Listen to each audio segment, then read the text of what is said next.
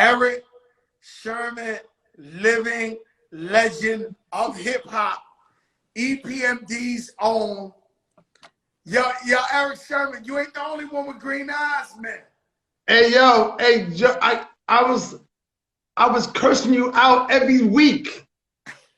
Like, yo, like, me and Joe was brothers, like the Green Eyed Bandits, like, yo, like the show done got big, and before the man come and cut you off, like, where's my slot? Yo, Joe, you know when you start getting big, and the man come and be like, you know what, yeah, he's getting too big. Cut him off. You know, Eric, let me tell you something, my brother. You are beyond a living legend. You are beyond an icon. You're on the Hall of Fame of hip hop. We're not worthy to really talk to you like that. I'm keeping it real. And nah. It's levels, Eric. It's levels. I'm not bullshitting you. It's levels, bro. And I'm sorry that you ain't been here sooner. I was listening to Rock the Bells, and Roxanne Shante said, I thought Fat Joe was my brother. I'm waiting to get on the Big show. And it's like, I want everybody to get on here, Eric. Yeah. Like, all I'm doing is like showing love to all of us. But to any of my friends out there who feel like, yo, I ain't been on here. No, I'm sorry. We're going to get you on here. We're going to talk that shit. But you know what? They ain't even mad. Everybody just happy for you. That's what it is. It's like, yo, they want to say congrats like we do. Like, congrats. You know what I'm saying? Like, thank you. Like, speak for the culture. That's all we trying to say. That's it. And you know I'm going to keep it true all the time. Always. Always. To me, it's always been about the culture. And I was explaining to a good friend earlier. I said, listen, man. I said, I love music so much. Not just hip-hop, R&B music, salsa music. I love hip-hop so much that if I met an artist that sung to me, let's say it's a female, and she was better than Whitney Houston, right? Right. But she straight up told me in my face, yo, but I don't want to do no business with you, Fat Joe. I don't want to sign to you. I promise you, if I really thought she was talented like that, I would give her a number of, let's say, a Mark Pitts or somebody who's really big in the game to put her on, because I feel obligated to music and the culture. Right. And so, and that's how I try to, with this show, everything's about culture. I said, I interviewed Dr. Fauci. I can do the same shit they asking on CNN. I said, yo, Dr. Fauci, my people want to know when they can go back in the strip clubs. Motherfuckers over there, they like, yo, Joe tripping. I'm like, nah, B, I know what the people want to hear.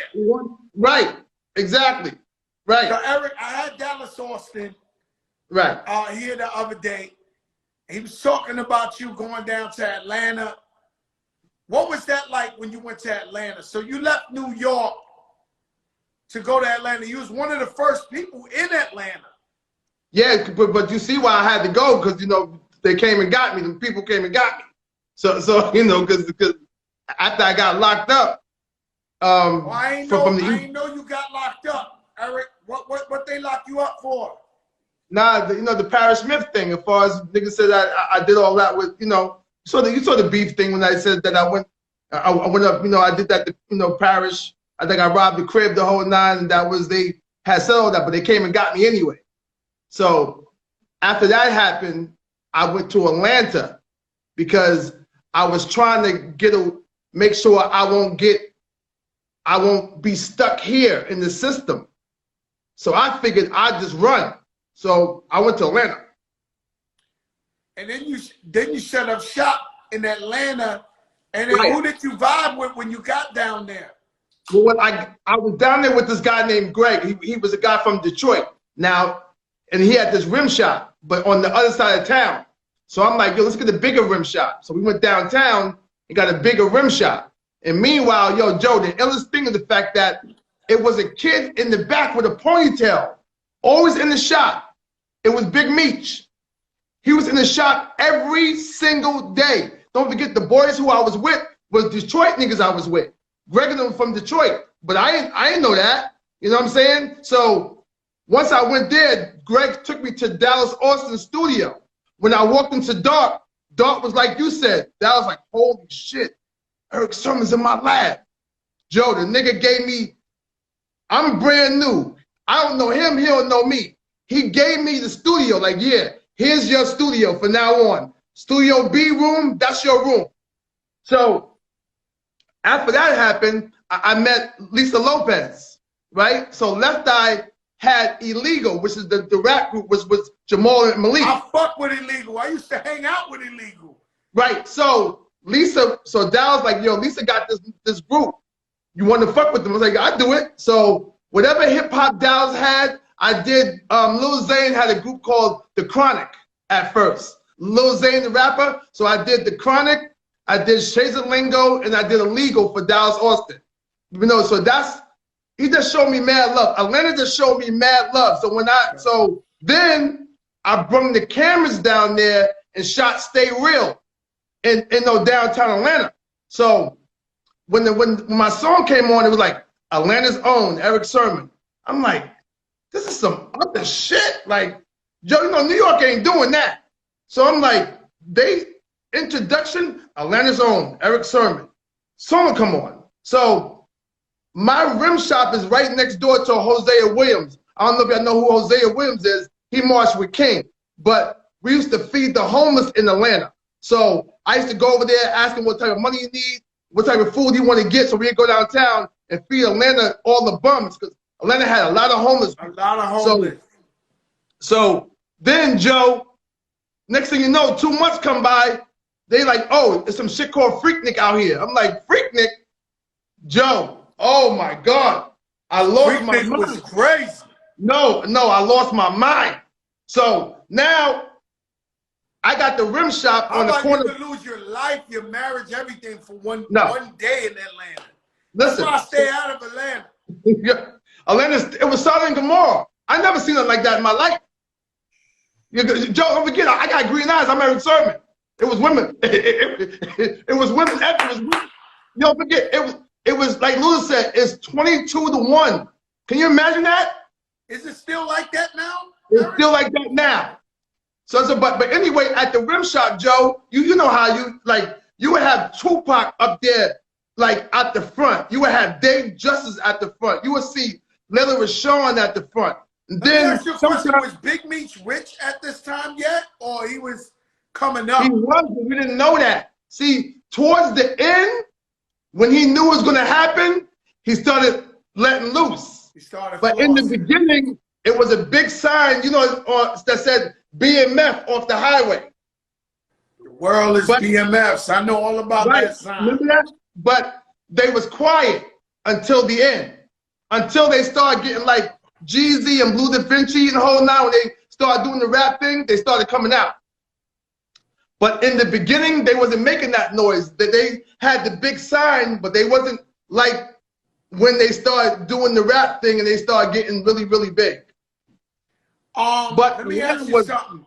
When I see, and I'm cutting a little bit further up, but when I see Pharrell and T.I. getting sued from Marvin Gaye's family, okay, I wonder how the hell you cleared that music, the Just Like music, and did you have a problem? Was it just the normal procedure of clearing it? Like they got sued for like $7 million.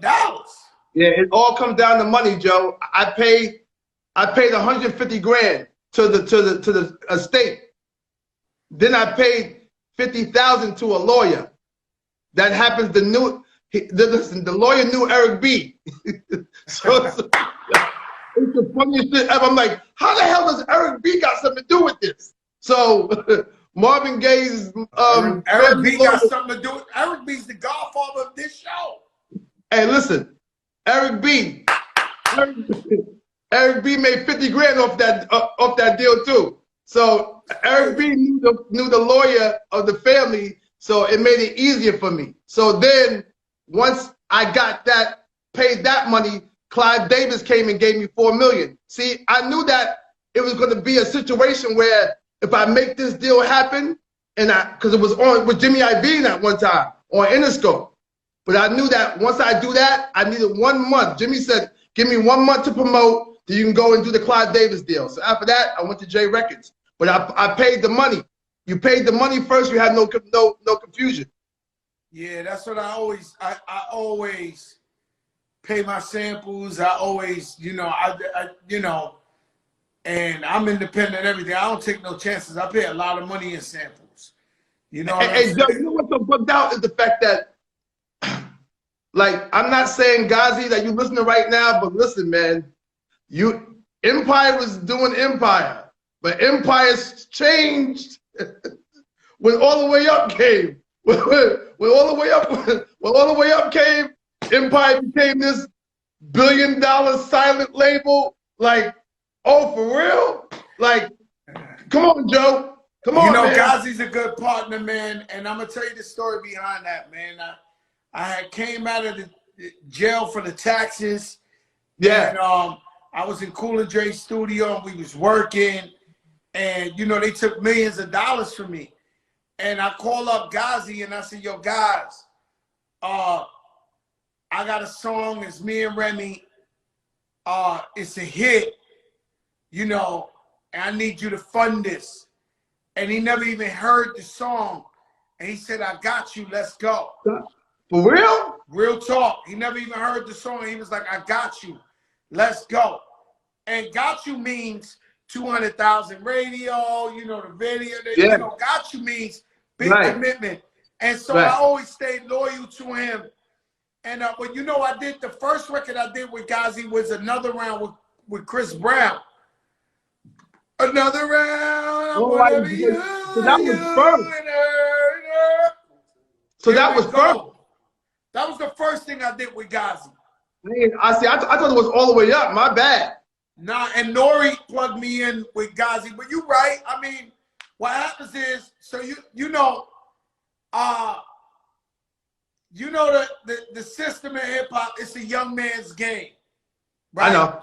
So now, when you got somebody like Fat Joe over 40 dropping the triple platinum single, the young guys, the Tigers, the all them, they're like, damn, fuck that. I need to go with Empire. If they can do that for him, then I'm out of here. That's all I'm saying. Now, you try to not say it because you want to be cool and be political. All I'm saying is I love Ghazi, but yeah, that is definitely the house that Joe built as an artist. Because all that new hotness came after. I'm just saying. Yeah, I agree with you. But so cut some more checks. I know, I ain't gonna lie, he keep cutting them. I know he does. Hey, Joe, I want to cutting them. Hey, Joe, I want to say this one thing too, because I watch you a lot too on here. Do you feel uncomfortable talking about the duress that's happening in the world? Like, do you try to stay away from most of it, or do you try to hit it head on so you can let people know, like, what to do and how we should move in this climate? If you watching, then you know I don't skate nothing. So you can ask me what you want to ask me. Right. What do you think? What do you want to know? What do you want to? Nah, I'm just saying that, you know, as far as you got some of our boys out there is nobody's explaining how come, you know, the fewer us rappers is trying to converse with the other side to see what's going on. Like, everybody's making this duress as far as Fifth and Wayne. I was born. I see where you're getting at, Eric. Right. The way I was born, and people don't. You know, Eric, man, you from New York like me, so you understand. But people don't like when I talk like this, right? Because the way I was born is, I know I'm Spanish, I'm Latino, but I was born in a 99% black neighborhood. So when I had blonde hair and green eyes, I thought I was like a white black guy. And everyone else thought it too. So since I was born in kindergarten, everything, you know, I was thinking like this. And even Latino too, you realize that we go through so many oppressions and we go through so much fucked up shit with police harassment. I've been getting harassed since I was a baby. They locked my father up because he didn't speak English. They pulled my father up. My father ain't a criminal. He never been a gangster, none of that, hard worker. They locked my father up in my eyes because they asked him for his license. He had his license and his papers, but because he couldn't speak English, they locked him up. He kept saying, I'm in my license. They was like, English. I don't speak English. I speak English. English.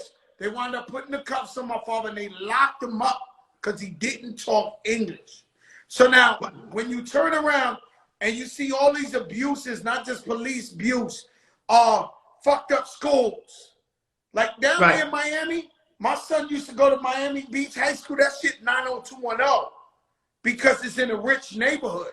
So your community, your schools get funded by the businesses in the community. If you in the hood and that shit is pop, your schools look like a fucking dungeon. Now, the white kids that live in the suburbs, their schools are funded by that white money. That's why they shit look like 90210. Right? Right. So it's so many oppressions in the hood. And I come up under so many, you know, 5%ers. I grew up in my hood is called Godsville. So for those who don't know, when we was growing up, the biggest movement ever was the 5%ers, was like an offspring of Muslim, right? And they still, the 5% nation is still there. But I grew up in Godsville.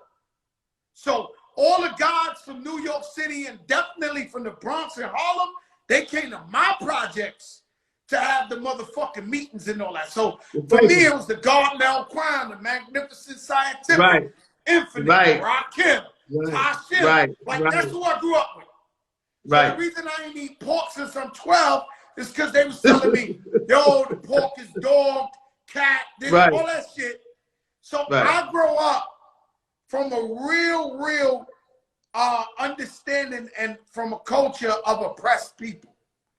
And the way I was taught was that we all fall in line, no matter what. Now, I ain't gonna lie to you. I make a lot of money. I'm not gonna lie to you, Eric Sherman. And my people who make a lot of money, they voting for Donald Trump because he saves taxes. But me, I cannot morally, my morals are stronger. My people from where I came from, my oppressed people, that's who I'm with. It ain't about financial or nothing like that. If Joey ever gets wounded, I can limp back into the hood. They'll protect me and heal me. That's big. That's big. That's what I move with. I hear you. I hear you. I move as one. Now, do I love Lil Wayne? He's my brother. Yeah. I ain't gonna lie to you. He's my brother. Yeah. I love him. He's a beautiful person. This is America. He got his right to do what he do. Do I agree? Yeah. No. But that's his choice. Yeah. That's his choice. I was trying to get at, because before people go in there and make that assumption, you got to understand what that person, that they have a choice. Everybody has a choice. And they had, see, the reason why I asked that, the way you explained it is not being explained that way. It's being explained one way. They see it and they jump to the conclusion. No, we supposed to. In the rules of where we came from, we supposed to line up. And right now, what we see what happened with George Floyd, we see what happened with Breonna Taylor, we see what's been happening. You know, we just got camera phones now. It's shit been happening. I got my face bust by cops so many times, like it was a fucking joke. I got beat up one time because I had a Michael Jackson jacket on, the Thriller shit, and then they was like, what you doing with all these fucking zippers on your shit? Bow! Smack my cheek off. Like, I've been abused. At the hands of the law. I'm not lying to you. Abused. But us, before I was a rapper, we were the voiceless. So we could scream as loud as we want. We ain't had no money for no real lawyers. Nobody cared about us. So that's why we got to speak up for the voices. But I'm feeling like we're supposed to, like ducks, we supposed to line up. Okay. And the reason, and with no, this isn't a racial slur. This isn't a racial disrespect. Actually, I'm bigging them up But the reason the Jewish community is so strong is because they line up. Right. They said, we're all voting for Mr. Sullivan. And the whole 20,000 of them going to vote for Mr. Sullivan. Right. And that's where I believe we're at as Black people and Latino people. We need to line our asses up and say we voting for Mr. Biden and Miss Harris, who's going to be the first female Black vice president. Right. And that's how I feel. So now everybody got their right to their opinion. They do whatever they do. Me, I've been noticing that people choose money like it's God. Right. Like your motherfucker could do anything to you if you give him some money. Right. There's a crazy quote going around now. My brother Percy T.S. put it up. He said, grown men will be calling the little kid big homie if he got more money than him. You see that quote? That's crazy. Grown-ass man saying, yo, what up, big homie? Big homie, yo. Because a fucking kid, 15 years old, got more money than him at a dice game. They calling him big homie. Right. It's crazy. It's unfortunately, you know, people choose that. You know, and I'm like, you know, it's just, I've never seen a place, we read about it in the 60s and all that, but I've never seen a time where people are fighting each other in the street, at the voting, they try to get at Rudy Giuliani. The other day throwing eggs at him, they was setting it. Like this, it's so much divisiveness. I don't want to save no money with Trump. I just want him out of here so we could try to heal and come together and heal those wounds and try to rebuild America. Actually, rebuild America again. Right. You know, all of us together. Because this shit right here, you know, it's 90,000 people caught COVID today. Eric Sherman, that shit ain't going nowhere. So he ain't got no mask on. They acting like it ain't. They catching it. Yes, somebody asked me to ask you, because I didn't want to change the narrative, but they wanted me to ask you that for you to answer the question, because how big your platform is. See, once you got a platform your size, now you got the people. I want you to understand that you got the people. So no matter what, it's too late. If you didn't want to say nothing, you cannot say nothing. So that's why I had to go there. You know what I want to say? I want to say Lil Wayne is one of the best people I know in the world. Well, I'm not saying that. I love them. I love them too. I'm just saying the point. We just disagree. He likes Trump. I like Biden, and I just think that all of us together, I think we finally at a place where we're yelling Black Lives Matter, and white people are yelling it with us, and Chinese people, and the whole world is with us. So we got such a movement going. That we don't really want nobody to try to pump the brakes. Right. You know what I'm saying? And that's what's going on when we see our leaders. You know, I think Ice Cube was misconstrued. I don't think Ice Cube actually said he's voting for Donald Trump. He didn't say that. 50 Cent, that's 50 Cent, the original troll before the fucking internet was. He doesn't. You know, 50 Cent a clout chasing shit. He'll troll that motherfucker. You know, he made it to the Daily News cover. Like that's what shit. 50 Cent on some other shit. You know what I mean? And that's my man too. But 50 Cent, it could be about voting, it could be about boxing, it could be about anything. He's gonna make the headlines. Right. But again, what it boils down to is this. You're saying that we all have an opinion, but with the movement that we have now, we should fall in line, because this all we got right now is this, the movement. Remember the Malcolm X movie that Spike Lee did? Yeah. And Malcolm X showed up outside that precinct. Yes. And he went. Yes. And all FOI changed. The whole bodies changed at the same time. Right. And started walking. Right. And it was like, who is that man? Right. That's how we got to vote. Right. Everybody got to vote for Joe Biden and Harris just to normalize the situation. This shit crazy. 240,000 people died of COVID. They doing. You heard that, people. Go out and vote. Fat Joe show right now, go out and vote, please. Your life depends on it. Your life depends on it, like, badly. Forget about all the other politic part about that. We got to vote to get that man up out of this so we can have some type of normality. That's it. With the ball down. Now, Eric Sherman, how did y'all discover Redman? Okay, so I saw Redman. We had a show at a club called Sensations in Newark, New Jersey. If you know anything about that, Newark doesn't play. Ooh. You can't go in there. It's grimy. It's the streets. That they will get you out of there. They either will rob you or whatever. You have to. It's Sensations. It was very ghetto. So I'm in my back of my dressing room. Do It All from Lords of the Underground comes in, but he's not Do It All yet. He's just, you know what I'm saying? Him and Reggie. So Do It All starts rhyming. He says, yo, my man rap too. Joe, no lie. So he tells me that Redman rap. So I said, yo, spit a rhyme real quick. Redman says, I float like the butterfly, sting like the rock group. One, then finish the rhyme. I said, hold up.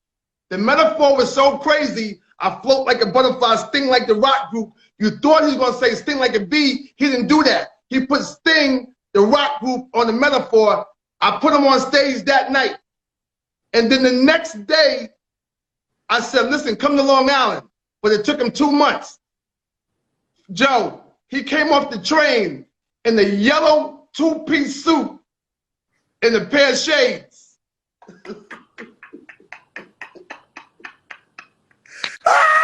Yo, the illest shit ever. That was him. Like, that was classic Redman. Wow, man. I used to go to his shows and he would have the thing in the boogers. The tissue. Tissue in his nose. And I'm going to tell you some crazy shit. I caught Reggie coming out of Club 2000. At the time, we was getting crazy. We was wild. Okay. So, pretty much, I pinned him up in his car and I played him my demo and told him I was rapping. I never heard that story. No, I'm telling you, this is a JOPRA moment. Now that me and you talking, I'm telling you, I went and I forced him to listen to like 2 songs, and I was like, yo, I'm coming out, I'm digging in the crates of this. He showed me nothing but love. He could tell you that. He could tell you that story. Yeah. Like, yo, Fat Joe played me his demos. Like, yo. When you talk to D-Nice, D-Nice said, I drove over to, no, he came to my crib. He played me, Call Me D-Nice, right? So at the time, I put into what you're saying, like, here's my new single off my second album. So I'm like, how is that not in history? I forgot that he came to play me, Call Me D-Nice. I forgot all about that. And then in the meantime, I'm just finishing. So what you're saying, I had no scratches. We had no chorus. All I had was the beat and the rhymes. And that's it. Yo, bro, let me tell you something. That's my claim to fame was being there when Biggie made Hypnotize. I was in the studio when he made Hypnotize. Hanging out. And I could never hear that song anywhere in the world. I'll be in Europe. I'll be anywhere and Hypnotize come on. I grab whoever's next to me, if they're random or whatever, and I'll be like, yo, you know I was there when Biggie made that. What studio was that? It was Daddy's house. Oh, he made that at Dad? I didn't know that. He made that at Daddy's house, and I'll tell you a funny story. I tell it all the time, but 1 o'clock, 20 Puerto Rican girls came in from 1 to 2. At 2 o'clock, they left.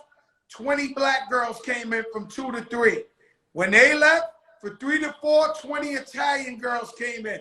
When they left, from 4 to 5, 20 Asian girls came. When they left, 20 Jamaican girls. Like, I never seen, I could not fucking believe this. I was like, yo, the women love Biggie so much. His shit was like the craziest shit I ever seen. I was in there. Meanwhile, I know, but I'm trying to figure out why though. Why was it? Biggie the man. What are you talking about? Why? No, but why was they doing the races like the far as the? I just mean it was this posse of girls like cults coming through one after the other, after the other, after the other, after the other, after the other, and I'm up in there like, yo. And meanwhile, the Luke and Laura up is playing in the background. Boom, boom. Wow. You know, hypnotizes from that. Yes. It's Rise. Yes. But hypnotizes from that. That's that same old General Hospital, Luke and Laura original. Oh, so wow, so that was the General Hospital. So and then it goes into pound. Like it got that one breakdown. It goes, I know. You got that? You got the original? Bob James. James. So then it go, play the Bob James, the original Drake. So it do all that shit we know, and then it go, pound. That's when you know, yo, that's that fucking hypnotize. Yo, is it Bob? Is it Bob? I claim to fame that, and I was on every ad lib on Diamond D's first album. So like everything, like, yo, that's that shit. I'm the guy in the background. Or he's talking to the girl. It's so crazy because Das Effects was the biggest Diamond D Fat Joe's fan. Every day on the bus, that's who Das Effects played, was y'all crew. Every day on the bus. Every day. Yo, listen, one of my favorite shits in the world was when they said, in case you didn't know, my flow's fat like Joe, like Joe. Okay, wait. But that's why, because that's what they played y'all every day on tour bus. Every day. That's crazy, man. That's fucking. Hey, listen. You know this shit. Herb Albert, my bad. Herb Albert. Herb Albert.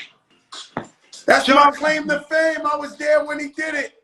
Hey, yo, but Puffy though, man, like Puffy, like, yo, man, the mind state of Juicy in that to say, yo, rhyme on these. You know, Puffy had so much, he had so much insight with all that Uptown. Okay, he was putting hip hop beats under Jodeci and Mary and all that. That he just flipped that shit he did over there and came to Big. Because Big, I met Big at the Lyricist Lounge. He was an underground backpack rapper, like, you know, battling everybody. And to see what Puff did with him, throwing those juicy beats, the hypnotized beats, all that shit, I love the dough. You know, that was definitely Puff Daddy influence. And together with chemistry. You know what's about that? We talk about how hardcore Big is, right? But look at all the records. Big Papa, like you said, Juicy, fucking Hypnotize, One More Chance. One More Chance. Yeah, everything was big. Everything was made to be big. Was made to be big. And even though we look at him as this hardcore person, but the records were other. Let me go over there. Yo, my brother, I love you, man. Thanks for stopping by, bro. Hey, Fat Joe, listen, I want to let the world know that I got an album coming out called Dynamic Duo, where I got all the dynamic duos in hip hop. I made all new records with them. I got a new record with, I got a brand new Helter Skelter, a brand new Mobb Deep, a brand new Naughty, a brand new Snoop Dogg Nate, a brand new Red and Meth, a brand new Lisa New School, a brand new MOP, a brand new Cypress Hills, a brand new West Side Gun and Conway. I made all new dynamic duos albums, records on all these people. I promise you, it's phenomenal. Let me tell you something, Eric, man. I applaud you. I'm here to support you. Okay. When it's time that it's coming out, I'm going to bring you back on and we're going to talk about shit. We're going to post the shit 1,000,000 times. We're going to get the whole fucking hip-hop community. I was on JOPRA. You saw my numbers. My numbers was... Yo, Eric, yo, you got big numbers. Don't do that, Eric. Yo, Eric said you see my numbers. Yo, Eric, you think I was sleeping on you, man? You're a fucking living legend, I man. love you, too. I love you, Tell you Joe. something. I put Papoose on here for something happened. It was like 50 people. It went from like 1,500 people to 50 people. I still was on here with my brothers, sweating anxiety. But that's you, Joe. That's you. That's you. Yeah, I didn't know what was going on, and then when the shit unfroze, it went back up. But you know, I stick with my people no matter what. Exactly. Man. Exactly. New York. Love you, One love the world. Vote, vote, vote, vote. Peace. That's right, Eric. Love, my brother.